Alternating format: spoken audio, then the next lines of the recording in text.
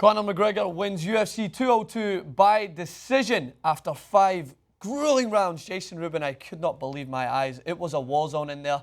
Blood was everywhere. And of course, there is a lot of opinions that we want to get to considering the result itself. Now, we have Robin, who's came in from the Fight Network, and we are so happy to have him on here to discuss and break down the fight.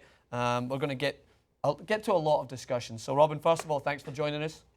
Hey guys, it's going to be fun. Francis, I know you're Irish, so you are a Diaz fan, right? Yeah, of course. I was devastated by the result. No, so I have 3 separate thoughts I just kind of want to throw out there, first of all, to get to, and we can kind of start this discussion. So the first one is I think that Conor McGregor proved how adaptable he can be. I was so impressed with his adaptability, taking to the legs quite a lot, landing some ferocious lefts as we expected from him, but learning from his mistakes in the last fight. The second thing is Nate Diaz is a robot. Like, no one can take that amount of punches and just keep walking. The guy is a warrior. I think it was a good bit of sportsmanship from both sides, showcasing that everything that happens before the fight is obviously to play into the hype. They genuinely did dislike each other in the lead-up, and I think they'll dislike each other if the trilogy is to happen. But Conor McGregor paid tribute to Nate Diaz throughout his press conferences, stating that the guy is a warrior, that no one can take that amount of hits consistently and just keep moving forward. And then the last thing is while I understand that some of my allegiance is towards McGregor, I genuinely am confident in saying that I think it's absurd for anyone to think that Nate Diaz won this fight. That's just my last point. There is cases to be made that there could be maybe a draw in there, or there's some thoughts either side. I generally just thought that it was a clear win for Conor McGregor. I'm not saying that he won it by a large margin. Right. I'm just talking about round by round. I think that McGregor won 3-2. But Robin, what was your takeaways from the fight itself? Oh, it was beautiful. It was absolutely beautiful. We'll be talking about Conor because he won the fight a lot. But before we do, you do have to just admire the heart and the grit and the determination and the drive and the unstoppability of Nate Diaz. You know, and Conor McGregor didn't just pay tribute to him at the press conference. You can see he's in awe of this man. Yeah. You know, he has knocked out 17 other men. And he knows what happens when he hits them. He knows how hard he hits. He knows what other fighters feel like. He knows what it feels like to break another man. He's been broken himself by Diaz last time. And for him to go through those 25 minutes with Diaz, he's in awe of that man. He is, and he should be, and we all should be. As far as the fight, McGregor won it. McGregor absolutely won rounds 1, 2, and 4. I think the reason there is some debate is because of passion. You know? Yeah. I personally, I'm a Conor McGregor fan, but I'm a Nate Diaz fan too. And I went into this fight thinking I'm going to cheer for the winner and I'm going to feel for the guy who doesn't win, but I'm going to look for the beauty of the fight. And you can do that, but you can also have a heavy allegiance to a fighter. And so people do that and they get passionate. There were no 10-8 rounds. I don't even think any of these rounds were really all that in debate. Diaz absolutely won round 3 very impressively, and he won round 5. A close round that was punctuated by him just showing you that there's no quit in him. Push, push, push, go, go, go until he got the body lock and tore it to the ground. Probably enough to win him round 5. Right. Round 4, he lost. And I think there was an element in round 4 that we maybe haven't talked a lot about yet, because we're going to be talking about this fight for a long time. Diaz's vision was affected by the cuts to his face. Yeah. Now, those are cuts Conor laid on him, created in him. It's a part of the dynamic of a fight, but some of the elbows that Conor landed on him and some of the punches he landed on him caused that blood to flow into the eyes. It affected his vision. It was a key element to round 4. Right, so I agree with you 100%. I think Francis does too. Rounds 1, 2, and 4 were absolutely, in fact, Conor McGregor. I think where I saw some of the debate in terms of that was the second round, where Nate Diaz through rounds 1 and 2, 8.5 minutes, all McGregor. The last 90 seconds of round 2, Diaz sprung. He kind of hit on a counterattack right at McGregor, and he threw a lot to the body, and he started to swarm. But the problem was it was a little bit too late in round 2 because McGregor had already knocked him down twice and prevented a takedown from him, which was one of the most impressive things I saw Conor McGregor do throughout that entire fight was his takedown defense. Now, I saw a lot of the Twitter reaction, a lot of internet reaction in regards to McGregor running. Yes, technically he did. There was a lot of walking away. But if you're Conor McGregor, why would you get on the ground with Nate Diaz? It didn't go well last time. You would want to avoid that. And 2, he won the fight. He won the fight by winning rounds 1, 2, and 4. So that's why I saw like the only somewhat cases that Diaz had such a great finish to round 2. But it wasn't his round, especially to begin with.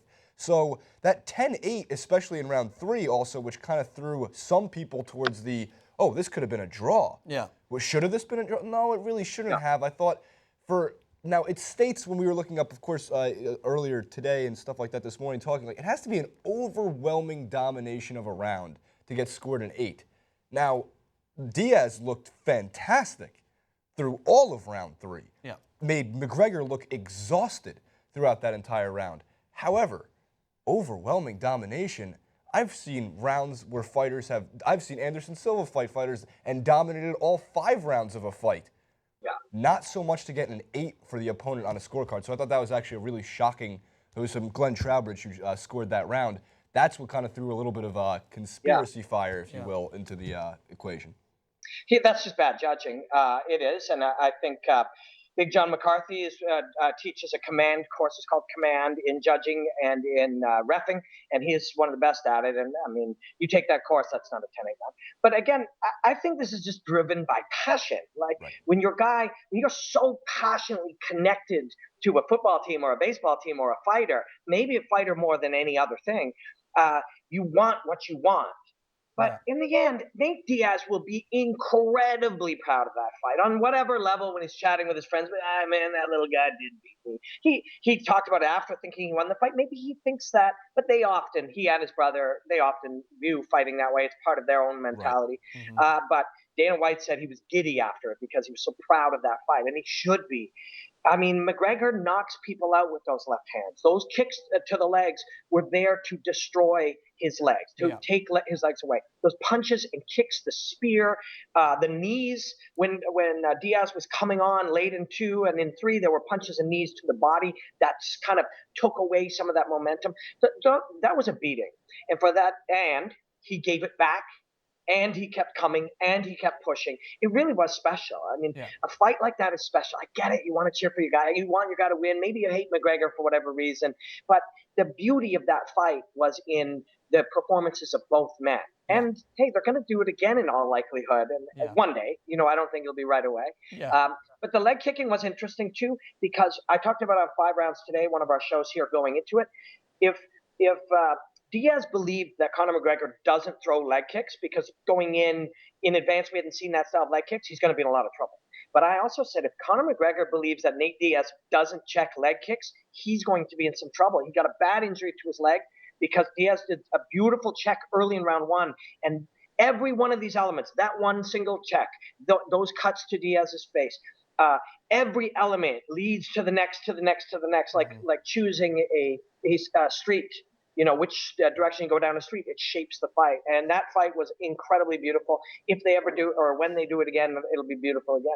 Yeah, and I think that statistically it backs up what you're saying there, Robin, is Conor McGregor landed 40 significant strikes to the leg compared to Nate Diaz's landing 9. And we know that's not exactly Diaz's strong suit. But McGregor adapted because he himself stated in the post-match press conference that those leg kicks took a toll on him as well because he's not used to landing them. His shins, as he said, my shins, they're all fucked up, my shins. But either way, his game plan was backed up statistically. He landed 137 significant strikes at distance. And when I was watching McGregor, I got a sense of he was taking a very similar stance to what Josh Thompson did in 2013 against Nate Diaz, whereas he didn't want to get in the pocket because Diaz is a warrior in the pocket. And we've seen that in round 3 and later on in round 5, is that when you let Nate Diaz get in, he's got that bladed stance that's very sturdy. So you can try and hit him at distance because he can't adapt as much. But when you let Diaz into the pocket, he's going to be a warrior. He's going to tuck his head underneath your chin and he's going to land those punches. McGregor knew well aware, as taken last fight as an example, that he didn't want to get inside that pocket. That's why, if even more so, I gave McGregor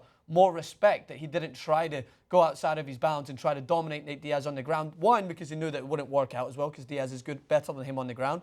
But he wanted Nate Diaz to get back up. And I think even Nate Diaz gave some respect to McGregor. He wanted to stand toe-to-toe to him. They wanted to land and trade some punches. And overall, it provided one of the most entertaining spectacles anyone has seen all across the sporting world.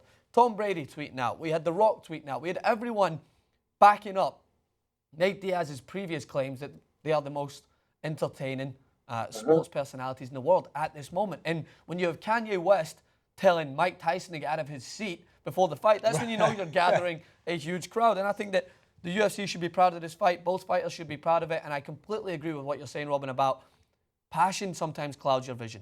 Now, I've looked around the internet, and Nate Diaz fans are as passionate as McGregor fans. I think that McGregor fans are so necessary to grow in the UFC because they are that soccer audience, that passion audience that chant, and they just add an extra level of energy to this fighting world. And I think that that is great. That's why I pay so much homage to what Conor McGregor's done. He's dragged this sport to different levels that not even people could understand they would go to. There has been UK fighters, and I understand, again, sorry, Robin, I need to reinstate this because some fans watch our channel and they think that I don't know. Coming from Scotland, that Ireland is not part of the United Kingdom, and I will tell you that I'm well aware that it's not part of the United Kingdom. But I'm just saying, as a whole, when you have Michael Bisping being a fighter from the UK, I don't see him gather that same that same Star crowd, power. that same star power that Conor McGregor does, and I think that it's necessary. But he's helped this fight go to new levels. He's helped Nate Diaz even go to new levels. Well, whether you without Conor McGregor, Nate Diaz never sees a $2 million payday. Nate Diaz saw $2 million. McGregor saw $3 million.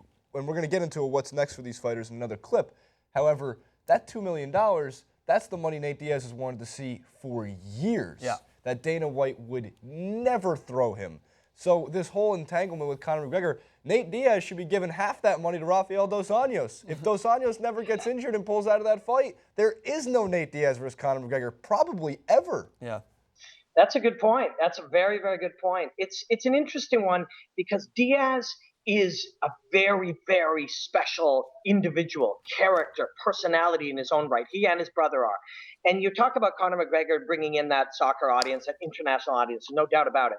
But he also got a lot more out of having a real foil than Nate Diaz. Yeah. This is the fight. When it's a trilogy, this will be one of the great things he's remembered for. Of course, a 13-second knockout of an unstoppable champion is beautiful, but you need the right coupling, you need the right pairing, you need somebody when you see your hero, if he is the hero of many people, facing off against a true enemy. And Diaz fans felt exactly the same way. And I love to see the sport, bro. I mean, to me, all of these clashes and personality things and star power and all that is interesting, but in the end, it's the beauty of the combat in the cage itself. Yeah. The beauty of martial arts, not only the fight between them, but how the martial arts is growing and evolving. It's on the edge of what it is to be a human being, to fight. And human beings have always fought. It's in us. It's a natural thing in our DNA. But we're seeing the ability of how people fight with each other, that technology of fighting, we're seeing it advance, and we're seeing it very, very rapidly. And that's when I think in the end, you see a bunch of guys acting like children, throwing bottles at each other and stuff. If that hooks a few people, that's great. I think it's stupid, but if it hooks a few people, that's great. Yeah. But what really does it, what will really make the sports special and what will make it last is when you see fights like that have a storyline within the fight, a story of energy, a story of courage and heart and guts and will and determination. And then within that, you see the beauty, the elegance of combat. Conor McGregor has the shorter reach in this case. And normally what that would mean, as we were talking about outside fighting, is that Diaz could keep him at the end of his jab. But we add the low kicks to it, and you can stay even a bit more at distance and read the jab. But also, McGregor would slip and move, invite the longer reach fighter to throw at him, to move and come in and counter. That's a very dangerous place to play outside against a longer fighter. But he felt he had no choice because, as you guys mentioned, that pocket was such a dangerous zone for him. Yeah. So it's this incredible, beautiful painting made by two unwilling painters that kind of are throwing paint at each other, and you end up with this gorgeous masterpiece, work of art in the end. And that's what you hope people take away from fighting. It's cool that we've got stars, and it's cool that people talk about it, but the fight, the art in the end is what you hope they take.